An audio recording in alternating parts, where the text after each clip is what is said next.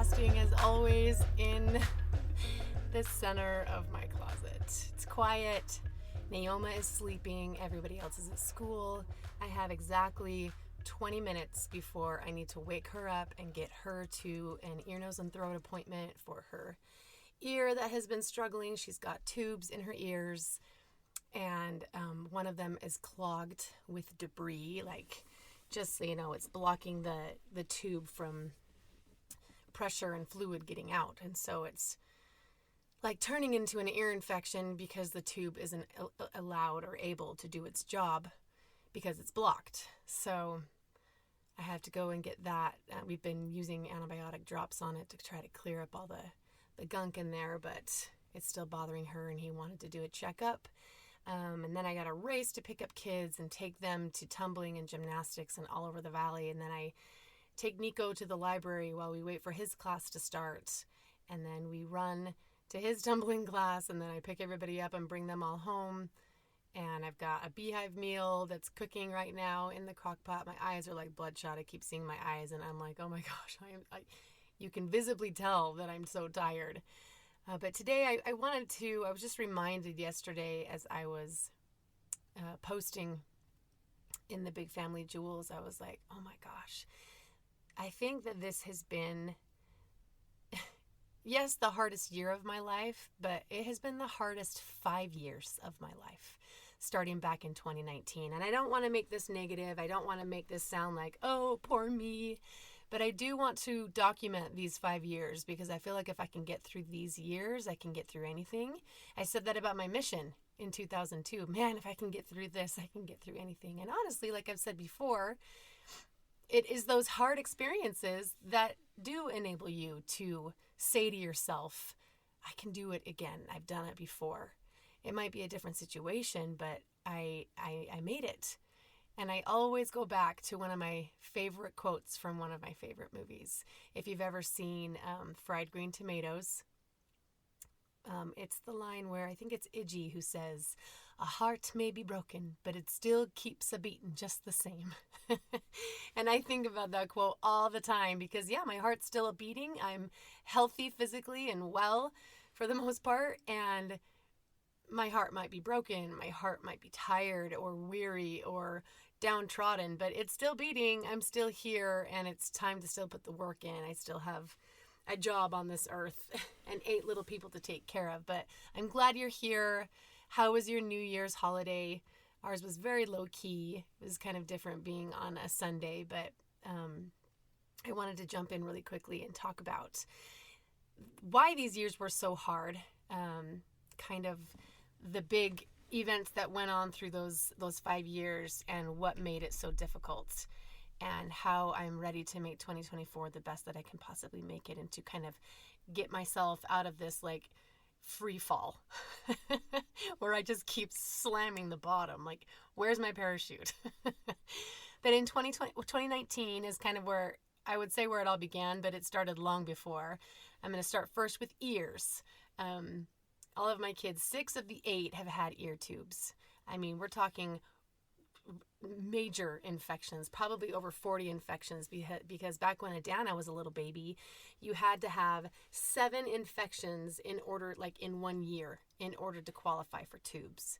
So if she had had 5 infections and then 2 more 2 months later, but it happened to be a new year, she didn't qualify. I was like, ugh. Or it was something like that, but it was like so absurd that I couldn't get ear infections unless she got so many frequently consecutively in a row. So that was really obnoxious. That has since changed to 3 ear infections now, is what the pediatrician told me. But Adana has had tubes, Xander has had tubes twice and adenoids taken out. India has had tubes, Ari had tubes, Treyu was my lucky number 5 and did not have tubes.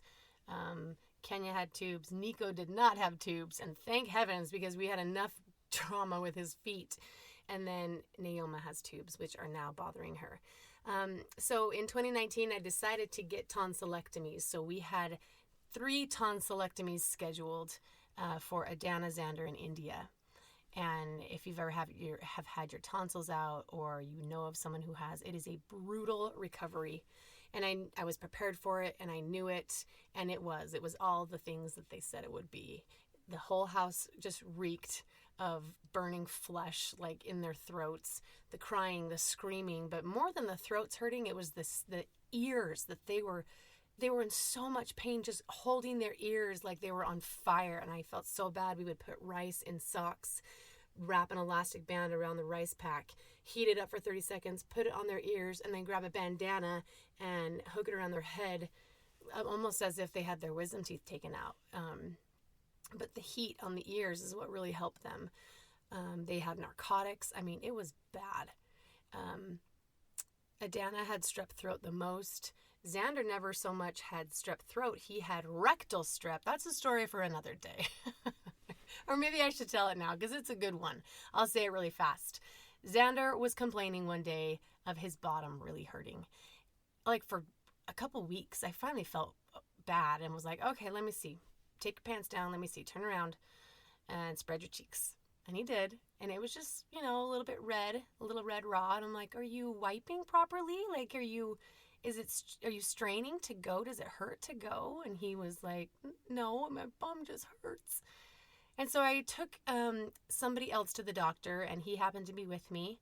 And I wasn't even at the doctor for him. And I said, well, while we're here, can you check Xander's rear end?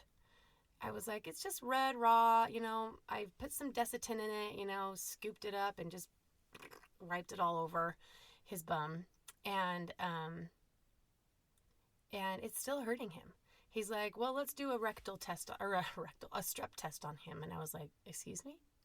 He's like, yeah, we're just going to swab his bum and see if he's got rectal strep. And I was like, wait, what? And so lo and behold, he does. He swabs his little bum hole, excuse me for the wording here, and comes back and says it's positive for rectal strep. And I was like, what? Are you telling me rectal strep is a thing? Now, let me preface this a little bit more because I forgot the best part of the story. A couple days after I put the Desitin in his bum, my throat started to hurt. I'm sure you can tell where this is going. It hurt so bad. I opened my mouth. I had like the white dots of like the pus on your tonsils. I was like, oh my gosh, I have strep throat. It hurt so bad. And so as soon as I heard the news that Xander had rectal strep, I was like, I have rectal strep in my mouth. I clearly did not wash my hands thoroughly enough, and I was just horrified that I got strep from his bum. Oh, it's just like major face palms, but it's a funny story now looking back that I got rectal strep in my mouth. So that was awesome. Anyway, so we had 3 tonsillectomies, and Kenya got ear tubes the very same day. So it was 4 surgeries in one. And people are like, why on earth did you get so many tonsillectomies at the same time? And I was like, listen, I would much rather get them all done in one day as opposed to, dragging this out for 8 weeks, because it's like a 15-day recovery. It is half a month of getting better. So that was horrible. It was horrible. They missed school. Alex was out of town a lot, and he helped to take care of them. And we tried to tag team and do our best. And I had a newborn. Did I mention that? Of course I did. Or maybe like a 2-month-old, but I had a brand new baby and was dealing with their sick. Anyway, it was horrible. I think the baby was, it must have been, because Kenya was getting the tubes. Must have been Nico? Maybe, yeah, Nico. Yes, because in 2019 I had Nico. Anyway, fast forward, okay? So that was stressful. 2020 is right around the corner, and we all know what happened in 2020. I was hopeful that we were going to be able to continue to go on our cruise that was planned for April. We surprised the kids for Christmas with a little cruise. I think it was just like to Catalina, or maybe like the Puerto Vallarta and Cabo San Lucas and all those. It could have been, I can't remember which cruise it was. All I remember is that it freaking got canceled the week before, the week before we were supposed to depart. So that was heartbreaking. for them. We were going to take our oldest 3, and we didn't get to go. And I was like, I am going. I don't care about this virus. This was before it was insane, and things were just starting to shut down. Because we were sick all the time. I was like, what's one more virus? And I know there's going to be a lot of people that give me flack on here for that, but that's just how I viewed it at the time, right? I don't view it much differently, to be honest with you right now. But I was going on that cruise. No one was going to stop me unless the cruise itself canceled, which it did. So that was upsetting. But so here I am in 2020 with 7 kids at home, homeschooling 6 of them. Kindergarten, preschool, 1st grade, 3rd grade, 5th grade, 4th grade. It was just like, it was so much. It was so much. And we had obviously no work coming in, no money coming in, because entertainment was the first thing to go and the last thing to come back, hence the cruise. Alex obviously wasn't able to work because we couldn't get in big crowds of people. And so we were going to get the free lunches at the schools, and I would come home, and whatever they didn't drink out of their little milk carton, I would combine and freeze. I would put it all into one and then freeze it. If they didn't eat their whole turkey sandwich, I froze it.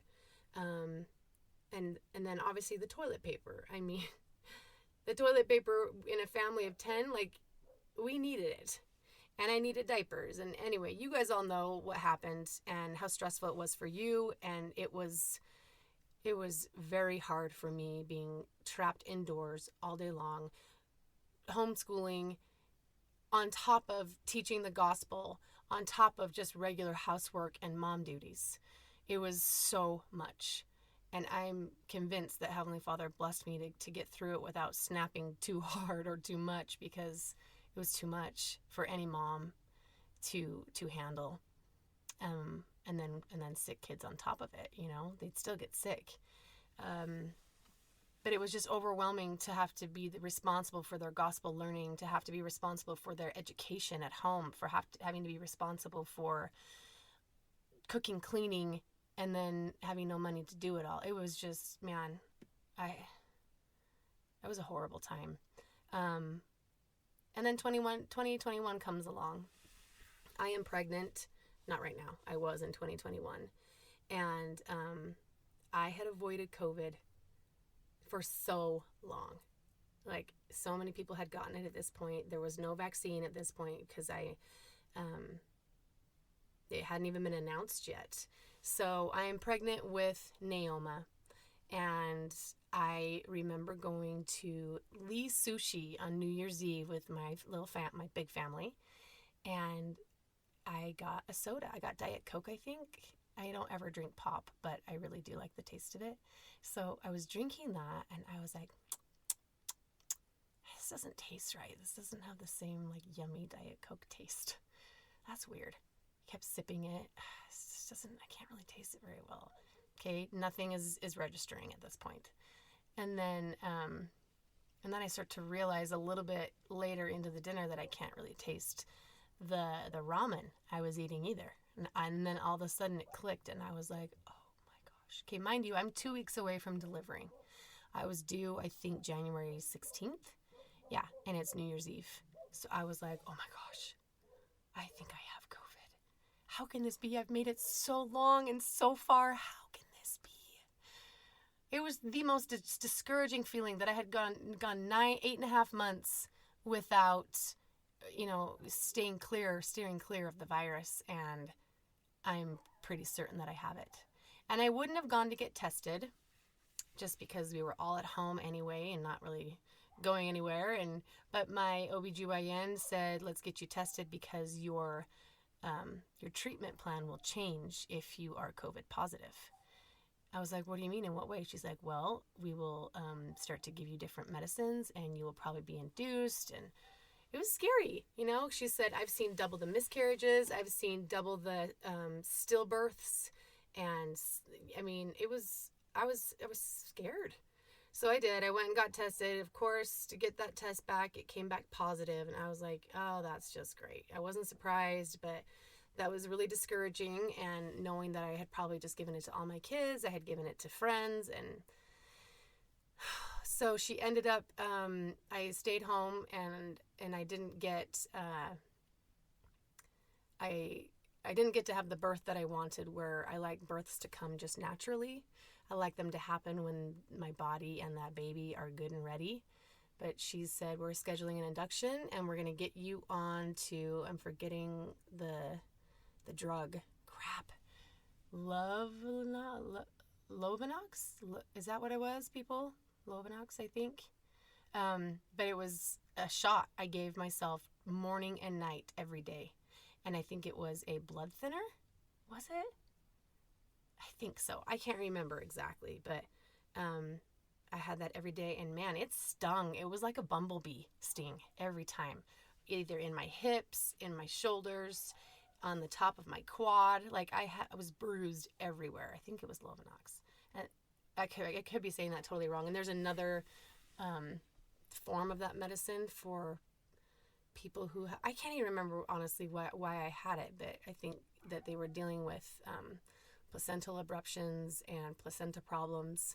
So she wanted to make sure that the blood flow was clear and smooth sailing, so to speak, and with no clotting, because a lot of women were getting clots, I believe, like in their lungs and even postpartum. So I could be way off on that. I don't remember exactly, but I think that was the medicine. I think it was morning and night, and I was injecting myself every day with that, kind of in secret, because, you know, you were kind of shunned if you had COVID. It was like you were a leper. And I was pregnant, very pregnant. And so she induced me on January 12th instead of this, you know, I was due the 16th. So she was ready to come, but she said to me, we have to induce you on day 11 of when your COVID resolved. Because if we induce you on day 10 or day 9, we all have to be in hazmat gear. Your husband can come to the hospital, but he cannot leave, because if he leaves, he can't come back. You'll have to be in hazmat gear. But if we do it on day 11, then you're considered COVID, was it COVID free at that point? COVID resolved. And so we'll all have masks on, but again, he had to go and stay for 2 days, but then I think he was able to come and go because I was resolved at that point. It's a little bit fuzzy in my mind, but I mean, I like to do my babies unmedicated, deliver them unmedicated, and so doing that with a mask on was hard. It was hard. And at the same time, I look back at the video, and I don't really remember even having the mask on, because you're in such another realm, you're in such a different world, that because it hurts so bad that the last thing I was thinking of was the mask on my face. But I pushed her out unmedicated. I went from 0 to 10. I didn't even get to the hospital out of 3 or 4. I went from 0 with Pitocin, and those are hard deliveries when they're Pitocin induced, and the medicine is forcing the cramping of your uterus, forcing it, and it's unmedicated. It was at least unmedicated with pain medicine, so that was difficult. Okay, so moving on, we have no money still, because the money is still not coming in, because we have no concerts and no income. The kids are behind in school, and struggling in math and in reading, and I got every variant. I don't even remember what they were. The Delta variant, the COVID A or B, I can't remember what they were, but I got every single one of them. And we weren't just sick with COVID, we still got strep, we still got hand, foot, and mouth, and the barfs, and just, colds. So it was so challenging, all with a new baby. And I was trying to keep her protected from COVID. And although I was grateful because I believed that she had the antibodies from the umbilical cord, I just was hoping that she was going to survive. And then fast forward to 2022, life is picking up. Things are normalizing a little bit more, but not in the entertainment industry. That's still the last to come back. So we're still struggling economically, and it was hard. It was extremely hard on, obviously, the relationship and the relationship with our kids, my relationship with the kids, because of just constant stress and cortisol levels spiking. And then, as we know, in August of 2022, Alex he left. He decided he did not want to be married anymore. And I will leave that at that because I am not able to talk about those things right now. But so as you can imagine, in 2023, I've been living as a single mom, doing the best I can. COVID is still around. Strep throat is still around. In fact, Adana got strep in her finger, you guys. In her finger. It was just like an infection in her index finger. I was like, what is happening? Oh my gosh, it's going to like try to get at her no matter how, what tonsils are removed or what medicines or antibiotics or antibodies she has, you know? So we still get the strep. We still get COVID. We still get sick. There's, you know, financial instability and relationship instability, and all these things are really hard. And it is, I can honestly say, been the hardest 5 years of my life. But I am dedicated to making 2024, to making it out alive. It's going to be better than years past. I'm going to really strive to have a positive mindset and to use my brain and my mental powers to, what's the word I'm looking for? Bring to pass to just to make it a good year. I cannot think of the right, this fluid, beautiful sentence to make me sound smart. But I know that with faith, with prayer, with diligence, and with hard work and good old-fashioned grit, that I can do this. And I've got God on my side and so many loyal women who have had my back. And I'm so thankful. And I'm pledging to you and to myself that 2024 will be my best year in 5 years. That I've had in 5 years. We're going to make it happen. Thanks for tuning in. Like and subscribe. Do that on YouTube. But give me a review or a rating and share it with a friend of somebody else who may have had, struggled through the last few years of childbearing and COVID. They'll get through it. One step in front of the other, one breath, one blink at a time, one blink at a time, one hefty dose of air at a time, because your heart's still beating. It's the Julie Jeppson podcast. Thanks for being here.